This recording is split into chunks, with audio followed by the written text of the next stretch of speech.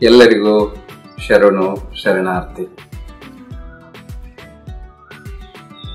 ಬಸವ ಜಯಂತಿಯ ಶುಭ ಸಮಯದಲ್ಲಿ ಇದೇ ಮೇ 10ನೇ ತಾರೀಕು 2024ರಂದು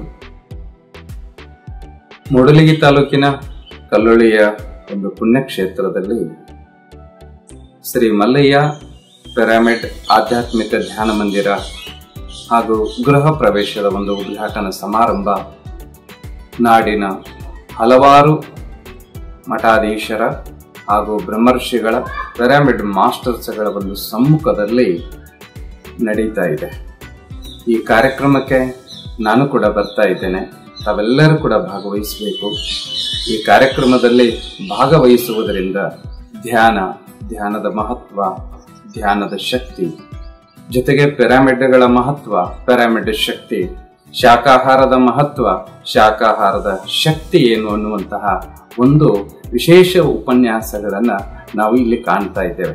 ಹಾಗಾಗಿ ಈ ಒಂದು ಕಾರ್ಯಕ್ರಮದಲ್ಲಿ ಎಲ್ಲರೂ ಕೂಡ ಬಿಡುವು ಮಾಡಿಕೊಂಡು ಬರಬೇಕು.